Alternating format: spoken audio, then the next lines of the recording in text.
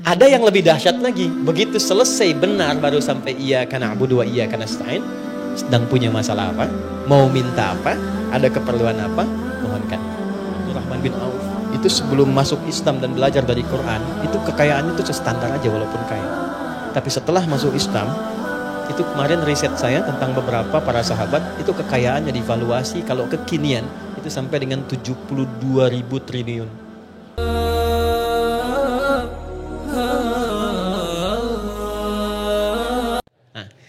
Takwa disebutkan 240 kali dalam Al-Quran. Amalan pertamanya sholat. Dan 240 ini dibagi 3 segmen.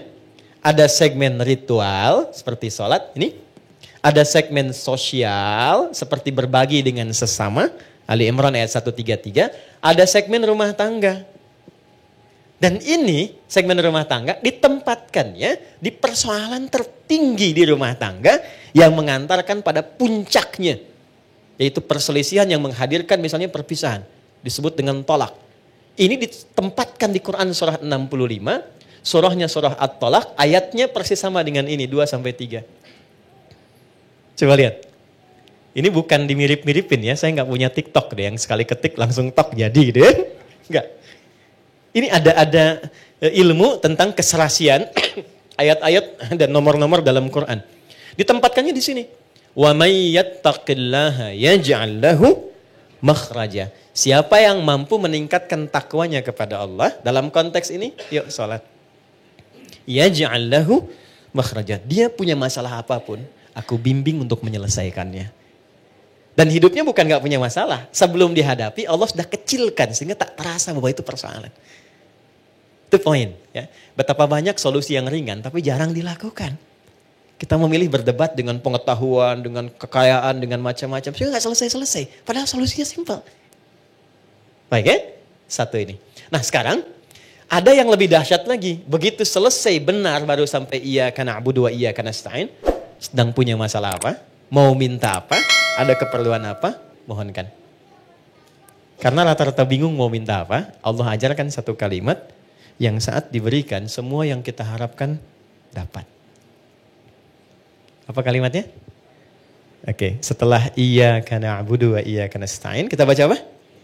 Ihdinas siratal mustaqim. Itu bukan kalimat biasa, ada rahasia di dalamnya, ada hikmah. Ya, saya tulis dulu ya. Di sini aja. Ihdinas siratal mustaqim.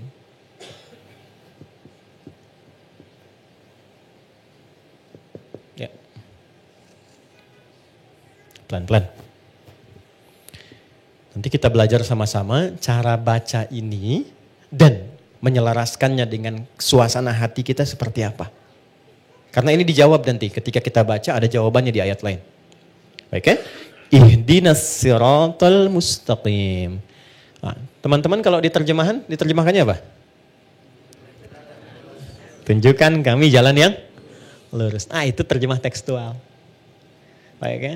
Itu bisa efektif dibaca saat haji nanti. Ya, saya pernah jadi petugas 2010. Ada jemaah tersesat. Keluar dari maktab dia bingung ketemu tentara orang Arab, dia nanya. Jadi orang Arab yang gak bisa bahasa Indonesia, dia yang gak bisa bahasa Arab. Tapi pintar orangnya. Tidak putus harapan, dia buka gawang maktabnya, tunjukkan. Pak katanya, ihdinas siratal mustaqim. Tunjukkan saya jalan yang lurus ke maktab.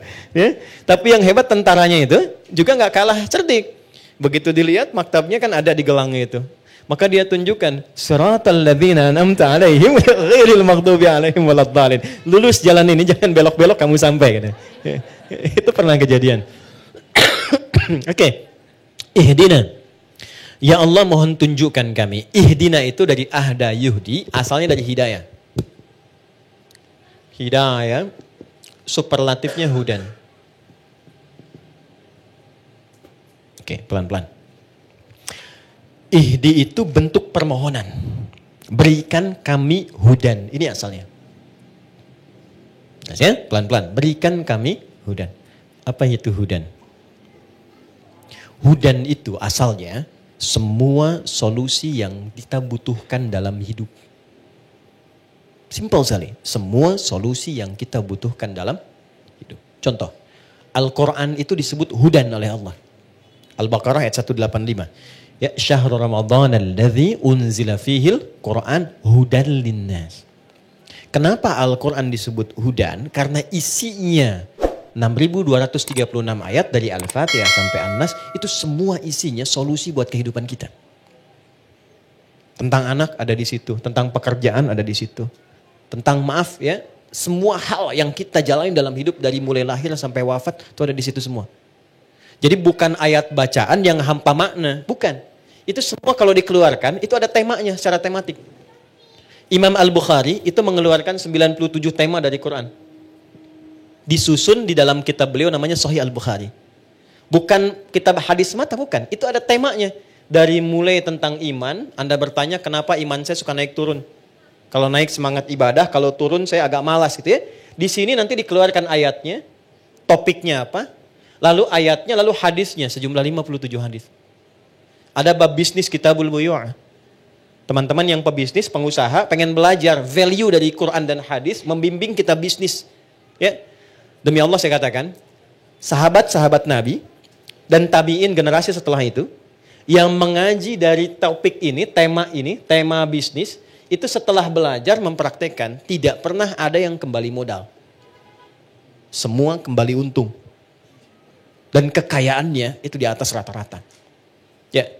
Saya mau sebut Abdurrahman bin Auf, itu sebelum masuk Islam dan belajar dari Quran, itu kekayaannya itu standar aja walaupun kaya. Tapi setelah masuk Islam, itu kemarin riset saya tentang beberapa para sahabat, itu kekayaannya divaluasi kalau kekinian, itu sampai dengan 72.000 triliun. Dan ini riset ilmiah yang kemarin kami kaji, 72.000 triliun.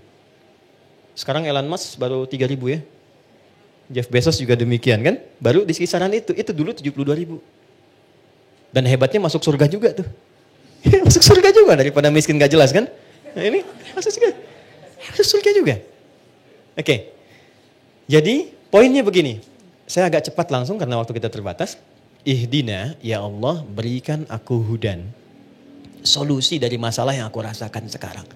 Nah saat teman-teman membacakan itu. Coba di hatinya rasakan sedang punya masalah apa yang dirasakan.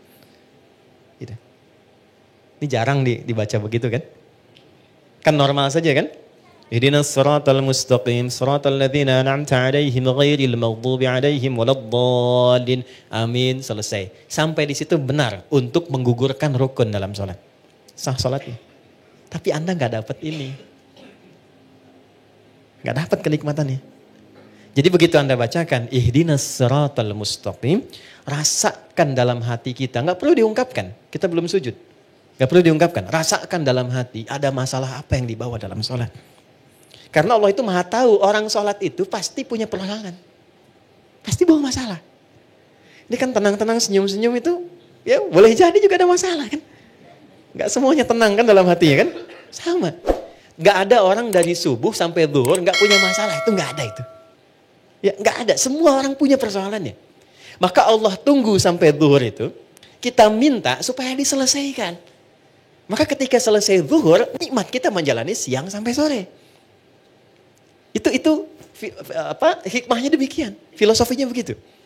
Jadi begitu Anda bacakan, ihdinas siratal mustaqim, ya Allah mohon berikan solusi. Kan? Atas semua persoalan yang hamba sedang rasakan saat ini dan Engkau maha mengetahui dengan itu semua. Oke. Lalu Allah berikan. Saya mau tanya teman-teman, mohon izin ya. Kalau diberi itu pengen cepat, pengen lambat? Ingin mudah, ingin sulit? Mudah kan? Baik, kalau ada jalan berliku dengan jalan lurus, yang paling cepat yang lurus atau yang belok-belok? Lurus kan? Nah, lurus itu namanya siratal mustaqim. Mustaqim itu lurus, artinya mudah. Sirat itu lapang. Jadi sirat itu, jembatan kan yang sering kita pahami ya, jembatan, itu sebetulnya bukan jembatan sempit. Kan Nabi pernah sampaikan, kayak rambut di bawah 7 kan? Ya kan? Nah itu menjadi sempit pada orang yang banyak maksiat dan kurang amal. Tapi bagi orang yang dekat dengan Tuhan, dia mendedikasikan kegiatan di dunianya untuk beribadah kepada Allah dengan berbuat baik, maka itu menjadi lapang.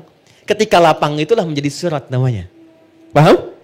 Baik, jadi seakan kita minta begini, ya Allah, mohon berikan aku solusi dan lapangkan saat aku menerimanya. serta mudahkan dalam prosesnya. Jelas? Lapangkan aku saat menerimanya dan mudahkan dalam menjalani prosesnya.